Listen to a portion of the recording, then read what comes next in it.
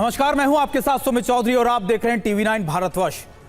और आज बात करेंगे 2 दिन में 2 बड़े आतंकी वारदातों को विफल करने की। रूस की राजधानी मॉस्को में एक बार फिर से दहलने से बच गई। मॉस्को पर बड़े आतंकी हमले की साजिश फिर से नाकाम हो गई।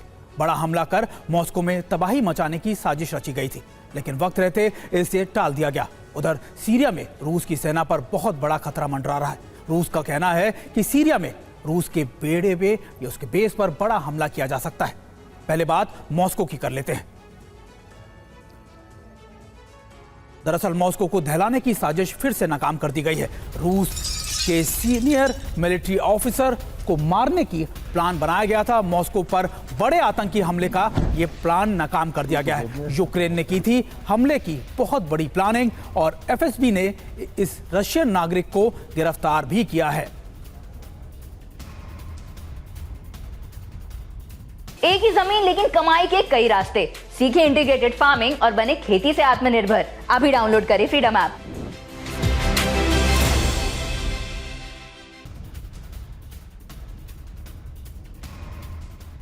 और इसी से जुड़ी एक और बड़ी खबर कि हमलावर के पास से विस्फोटक भी बरामद किया गया। घरेलू उपकरणों के साथ पकड़ा गया है ये हमलावर। और देखिए, यूक्रेन के इशारों पर मॉस्को पर हमले की साजिश रच रहा था ये हमलावर, और कल भी बड़े हमले की साजिश को इसी तरीके से नाकाम किया गया था।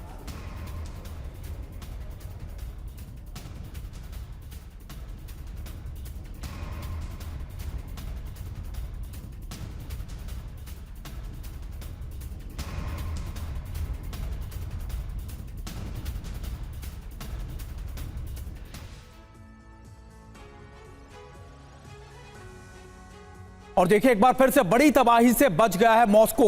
ऐसा क्यों हम कह रहे हैं? मॉस्को में बड़े हमले की साजिश को नाकाम कर दिया गया है। एफएसबी ने आतंकी हमले को रोक दिया है। हमलावर को एफएसबी ने गिरफ्तार भी कर लिया। एक कार में हमलावर गिरफ्तार किया गया है और टारगेट पर था रूस के बड़े मिलिट्री ऑफिसर थे। रूस के एक बड़े ब्लॉगर की हत्या की भी साजिश लगातार की जा रही थी। और यूक्रेन की साजिश या यूक्रेन की इन्वॉल्वमेंट इसमें कैसे दिखती है? कहा यह जा रहा है कि यूक्रेनी खुफिया एजेंसी ने की थी हमले की इस प्लानिंग और हमलावर को यूक्रेन से मिल रहा था पूरा इनपुट। और क्या क्या इसके पास से मिला है ये भी आपको बता दें कि भारी मात्रा में विस्फोटक इससे बरामद किया गया है, जिसमें घरेलू विस्फोटक उपकरण भी शामिल है। करीबन 1.5 किलो टीएनटी भी इसके पास से बरामद किया गया है।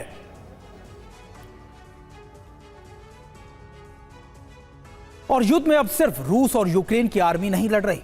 यूक्रेन ने सैनिकों की कमी के चलते सीक्रेट तरीके से हमले पर जोर दिया है। रूस में मौजूदा यूक्रेन के जासूस कई हमलों को अंजाम देकर रूस को चौंका चुके हैं। कुछ दिन पहले ही रहस्यमय तरीके से रूस के 2 जहाज डूब गए थे।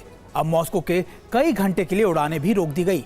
रूस को सीक्रेट जानकारी मिली थी कि यूक्रेन एजेंट ड्रोन से किसी विमान को निशाना बना सकते हैं।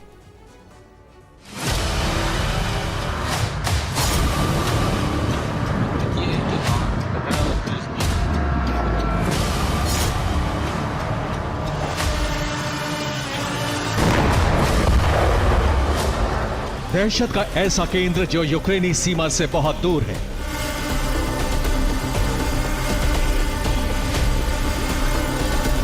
रूस का एक ऐसा शहर जहां कई एयर डिफेंस तैनात हैं।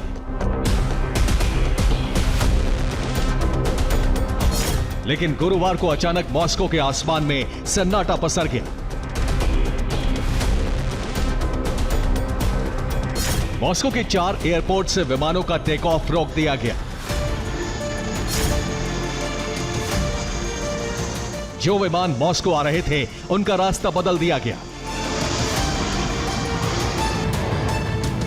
किसी को नहीं पता था कि आखिर विमान दोबारा कब उड़ सकेंगे। आसमान में ऐसा क्या होने वाला है?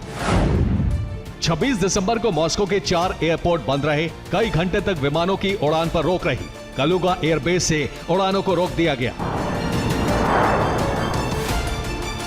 रूस की राजधानी में किसी मिसाइल हमले का अलर्ट नहीं था, ना ही मॉस्को से किसी तरह के हमले की प्लानिंग थी।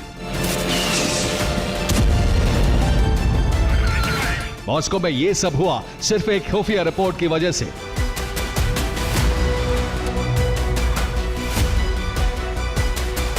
खुफिया रिपोर्ट के मुताबिक मॉस्को में यूक्रेनी एजेंट एक बड़े हमले की योजना बना चुके थे। सीक्रेट रिपोर्ट के मुताबिक यूक्रेनी जासूस ड्रोन से हमला करने वाले थे। जासूसों के टारगेट पर रूस का विमान था। जासूस किसी एयरपोर्ट पर हमला करने की फिराक में थे।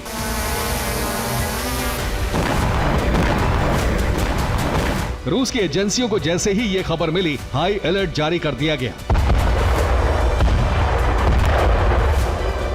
रूस के इस डर की वजह है लगातार हो रहे रहस्यमय तरीकों के हमले।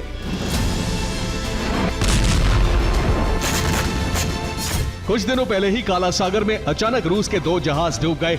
एक जहाज के 2 टुकड़े होने की वजह से इसी हमले का शक है।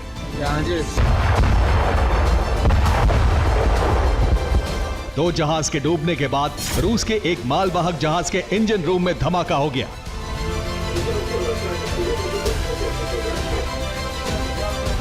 यही वजह थी कि रूस अब बेहद चौकन्ना है। हर छोटी खबर भी गंभीरता से ली जा रही है।